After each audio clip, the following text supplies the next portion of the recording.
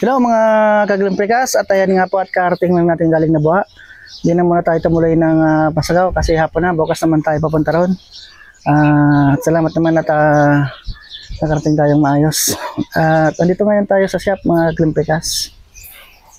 At muli natin silipin itong ating mga ginagawang mga fabrication.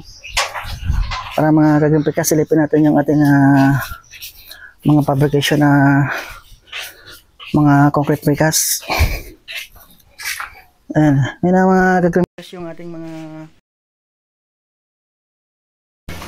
ito yung bagong ginagawa nating poste.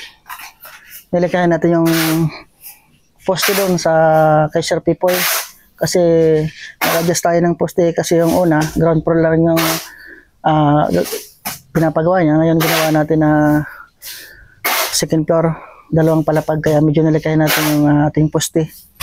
Ayan, kaya ito yung panibagong poste natin. Saka yung unang ginawa nating poste ay ilalagay natin lang sa itaas. Ayan. Yung mga gawa kagabi. Ayan. Bali, sa araw na kami nag-fabricate mga kagalimprikas. Kasi yung mga nakaraang araw ay maulan, kaya hindi tayo nakapagtrabaho sa labas, kaya araw tayo nagpa-fabricate. Pero pag galing tayo sa installan, sa mga pinagkakabitan natin sa labas, sa gabi naman tayo mag-overtime yan. Kaya sa ngayon, sa ngayong araw na ito, dito tayo shop. Ito mga kaglimprikas ang concrete post, yan itong papel na ito at saka sa ilalim yan may precast na yan. Kaya nilagyan natin ng papel. Ang purpose itong papel mga kaglimprikas para ma-maintain yung kapal ng ating precast at saka hindi ma-damage yung ilalim. Yan ang habang yan. Ang haba nito ay 6 meters mga kaglimprikas. Ayan itong gagawin natin na poste dun sa ating gagawin na building kay Sir Pipoy. Ito na yung bagong poste natin. Sa wall, walang problema tayo sa wall kasi marami ng mga wall na yan. Kasi kaya marami itong mga wall na itong mga kaglimprikas kasi yung ibang mga nagpapagawa sa atin, isinama na natin yung mga pero iba-ibang design yan. Pinabracket na rin natin para hindi tayo abala. Kasi pagka papagawa tayo ng building, saka pa lang tayo papagawa ng mga concrete post, maalangan tayo dun sa panahon. Kaya dapat mauna na yung fabrication bago mag-start tayo ng mga layout ng building.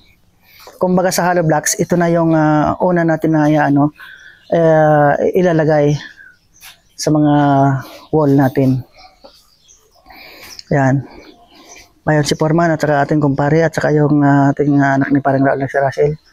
Yan ang ating Team Glimprikas mga idol. At sana supportahan ninyo kami palagi sa aming team para araw-araw po tayo makakita or masubaybayan natin ang mga ginagawa naming built-in precast. Ayan mga idol. Ayan po. Ang precast naman po natin mga pang-wall, habang tumatagal po yan, alam pong tumitigas yan. Ayan. At ang ating pong mga built-in precast ay habang giging dalubhasa po tayo sa paggawa ng mga building, papunta po tayo pupunta po tayo sa modernong pamamaraan. Ayan.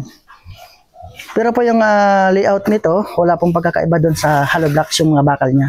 Ang naiba lang po yung wall natin at saka yung concrete post, saka yung concrete beam natin mga kaglimprikas. Ayan. Yan, kagaling pa lang po natin sa Nabuha ngayon at plano natin kanina, papunta tayo ng Pasagaw, hindi na inabot kasi hapon na. Baka papunta tayo ng gabi, pabalik naman. Bukas naman tayo punta ng Pasagaw, schedule natin bukas. At bisitahin natin yung natin. Ayan, mga glimprikas, lapitan po natin. Ayan, nalagyan natin ng semento. Ayan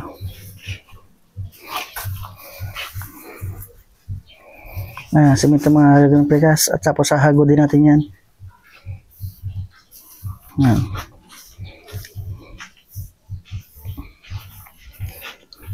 Itong ginagawa po namin ay walang problema po ito. Kahit tatlong palapag po tayo, pwede po.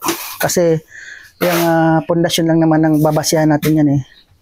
Ang capacity ng pundasyon natin sa ilalim. Walang problema po yan. At saka po sa tibay, matibay po to.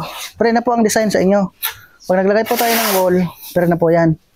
Lapad po nito mga kagling pregas, 50 cm. Haba niya 2 meters. Putol-putol yan. Pero kung sa pipilitin natin mga 60 cm yung wall natin para mas madali, pwede po. Depende na lang po sa atin kung gugustuhin po natin, pwede po yan. Hanggang 1 meter po ang kapal natin yan sa wall. Kung pipilitin po natin, pwede po yan mga kagling pregas. Kaso lang talagang medyo mahirap-hirap na maglagay ng ganyang kalapad. Kaya ginagawa natin 50 cm. Pero may mga parte tayo na pinipilit natin na mga ganyan na kalapad, 1 meter, kasi may mga pinapatama tayong mga sukat sa mga wall. Lalo na po sa mga fencing. Hanggang mga fencing po ang ginagawa natin. No plastering po, no finishing. Kaya medyo maganda po yung pero na po ang design. Ayan, mga kagling pregas, thank you for watching po. Siyempre, wag na niyong kalimutan, like and share. At pakipalo ng Facebook page ng Giling Pregas po. Maraming salamat. Bye-bye. Wow.